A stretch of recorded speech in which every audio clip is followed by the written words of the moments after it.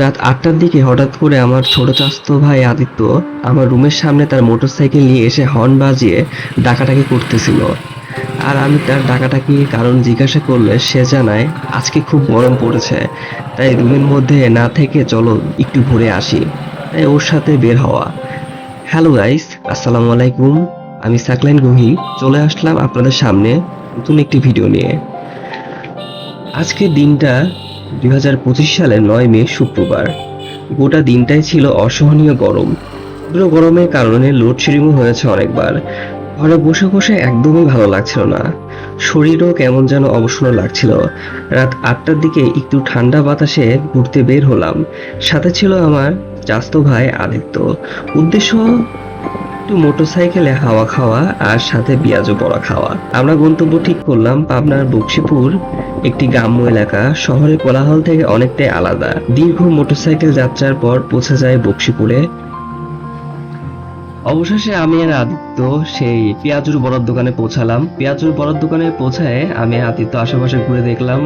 ঘোরাঘুরি করার পরে আমি সেই পেঁয়াজুর দোকানদারকে বললাম, ভাই আমাদের পেঁয়াজুর বড়া বানিয়ে দেন, একদম গরম গরম বানাই দিতে হবে।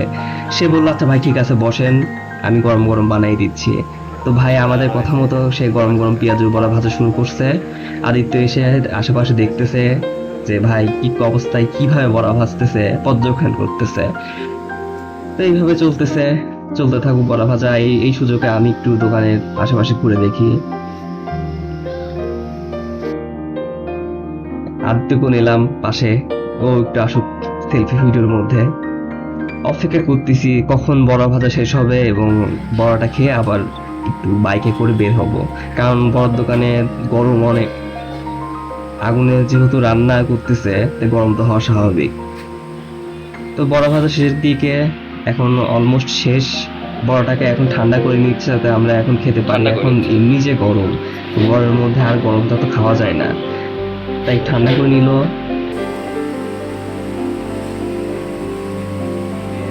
আপনার ফোন নাম্বারটা একটু বলেন। 01317 01317 49 51 65। যেহেতু ভাইয়া বলছে যে এখানে যে আসবে, এসে এখানকার আমার কথা বলবে, ভাইয়া তার নিজের পক্ষ থেকে অন্তত 10 টাকা হলেও ছাড় দিবে কেজি প্রতি। আচ্ছা ভাইয়া, হ্যাঁ হ্যাঁ আচ্ছা ভাই ঠিক আছে।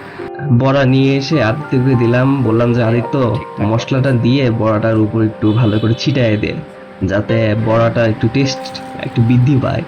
আর আদিত্যকে আমি বললাম যে আদিত্য এই মরিচ দিয়ে খেতে পারবি বড়া?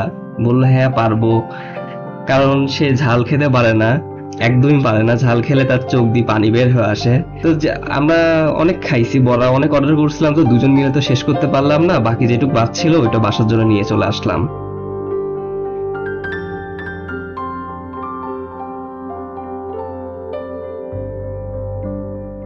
আশা করি ভিডিওটি ভালো লেগেছে। ভিডিওটি যদি ভালো লেগে থাকে তাহলে অবশ্যই লাইক, কমেন্ট, সাবস্ক্রাইব করে পাশে থাকা বেল আইকনটি বাজিয়ে দিবেন। ধন্যবাদ।